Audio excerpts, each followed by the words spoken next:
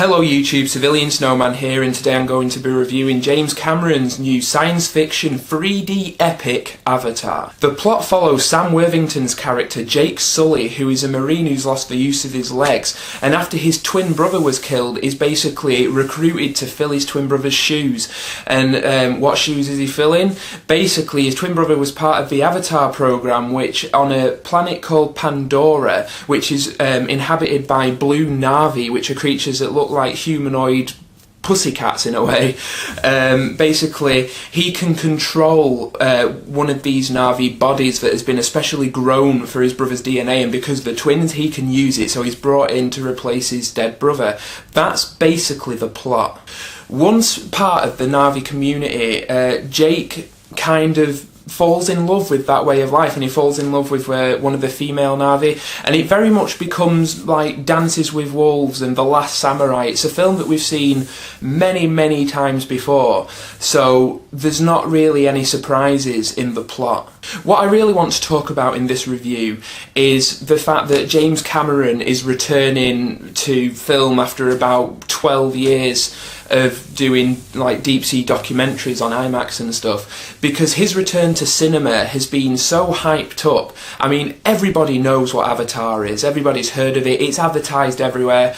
You know, instead of getting pictures of lost children on milk cartons, now it's a picture of the fucking blue cat people from Avatar. So we've been absolutely bombarded with media attention for this film and hype and everything, and we've been told how it's going to revolutionise cinema. So that's like the aspect I really want to focus on in this review. Does it live up to the hype? I'm going to make my thoughts really clear right now. I don't think that this film lives up to the hype, and I have many reasons for thinking this, which I'm going to go into, so don't worry, I'm going to justify it. Start with the good stuff, okay? The story and script, I've heard from other reviewers and like essays on the internet, stuff like that, I've heard that basically the story and the plot and all that stuff is crap, especially the dialogue. And so when I was going into this film, I thought, you know, I didn't know what to expect really. And let me just say that actually the script was a lot better than most reviewers would lead you to believe. It really is. It's not perfect by any stretch of the imagination, but as far as Hollywood like epic blockbusters go, it was pretty good, you know. I didn't really have any problems with it. So if, you know, you've heard that it's shit, then don't listen, because it's actually not that bad. You know, I wasn't watching it, at no point did it distract me and did I think, you know, oh, this is awful, the dialogue's awful, you know. I actually quite liked it, so yeah, that's a good point. The 3D I thought was quite peculiar. I mean, this is my first exposure to real 3D or whatever it's called, and I've always kind of seen 3D films as a gimmick and nothing more. I mean, I always thought until they get the glasses to a science, it was going to be a gimmick, and to be honest, it still is. I mean, I was impressed by the 3D, because it wasn't cheesy 3D where stuff like lurches at the camera and, you know, stuff like that. It was basically to add depth of field and to just expand the frame. And ironically, this is one of the problems I had with the film. In the first half hour, when I'm first wearing the glasses watching the movie, I found it really difficult to adjust to viewing it in that way. So instead of seeing the whole frame as like a frame of film like I would with a normal 2D movie, I was focusing on just one thing. Like, I couldn't register what was going on in the frame. I could only focus on like the character. Whatever was the focus of the scene was what I could focus on. After about half an hour, that problem went away and I became engrossed in the film and my eyes had adjusted to it and stuff. But that was a slight niggle with it, because the first half hour I couldn't really tell you what happened because I was struggling to kind of get into it. But that's only a minor problem, and it might not happen with everybody that watches the film, but it happened with me, so I felt like I had to bring it up. Another thing which is both good and bad about this movie is the CGI. Let me just say right now that this is, without a doubt, the best CGI I've ever seen. I mean, this is borderline real. There are moments in this film where you completely believe that you're looking at this alien planet. All that stuff, you know, it doesn't feel fake. And this works best, in my opinion, when the characters, like the Na'vi characters, are just walking through the forest and you get like all the little flies and moths and stuff, and they don't feel like they've been placed in the frame. It all feels organic to that universe. It's really peculiar. So the CGI is almost flawless on the characters. It's absolutely amazing how they managed to convey the emotion of the actors, because it's all motion capture. How they managed to convey the emotion of the actors through this CG, it's the closest I've ever seen it to being real. However, I'm not an advocate of CGI, because this film, most of it is CG, and while, like I said, the character moments, just conversations, everything like that, they look amazing, right? But the action, once it starts, it looks like a fucking video game, and this is the same problem that I have with a lot of blockbuster movies nowadays. But the last half hour of this movie, when it's all battles and stuff, I tuned out. I started looking at my watch, because I felt like I was watching a video game. I in no way felt involved in the action whatsoever.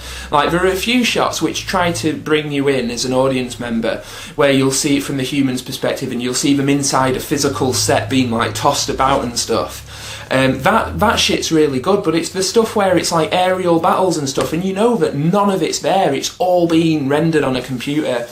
And I just, I got bored of the action, to be honest. I honestly thought this film was at its strongest when it was focusing on the characters.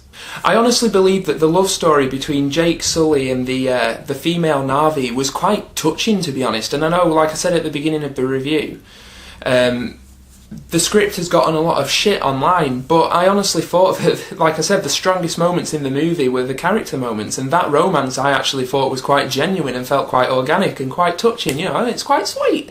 So that, to me, was the best part of the movie. Like, the first 2 hours flew by, seriously. Like, I in no way felt bored in the first 2 hours watching Jake Sully become part of this alien community and stuff. Thought that was brilliant, all brilliantly done.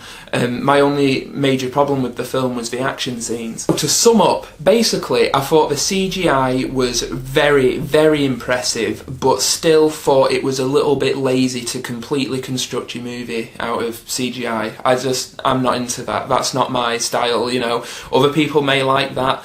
But I don't. I personally like to know that they've built stuff for real and done stuff for real, had real stunts, There's a scene in this where a bloke's shoulder is on fire and he's hard as nails, so he don't give a shit. That was awesome, because a bloke's shoulder is really on fire, But the rest of it's just CG, and no, not for me, I'm afraid. The 3D was really good. Best 3D I've seen, because instead of using it as a gimmick, it uses it to add to the film and add depth of field and involve you and engross you and stuff like that. However, the next time I watch it on Blu-ray, no doubt I will get it on Blu-ray, because I love James Cameron. I think he's a fucking... just an artiste. Will I watch it on 3D on Blu-ray? Maybe, but to be honest, I'm more of a 2D kind of guy, I'll probably just pop it in and watch it in 2D, so... yeah, but it is definitely, if you're going to the cinema to see it, definitely watch it in 3D, because you might as well get more for your money. Anyway, yeah, so I really I enjoyed the film. It wasn't perfect. It's probably Cameron's weakest film, not including Piranha 2, because I don't really count Piranha 2 as a Cameron movie. But out of the rest, Avatar's probably his weakest. Or maybe on par with something like The Abyss, because I love The Abyss, but I can see that film does have its weak points. Anyway, yeah, that's basically all I've got to say about it. So, rating-wise, I'm going to give it 4 stars. I'm being generous giving it 4 stars, to be honest, because watching it, I was kind of thinking all the way through, yeah, it's alright, it's pretty good, but the first 2 hours, the characters and stuff really make up for the shortfalls of the action in CG, so yeah, 4 stars from me. I hope you've enjoyed this review, found it informative and all that stuff. Please comment, subscribe and all that jazz, and this is CivilianSnowman signing out. I'll see you later. Bye.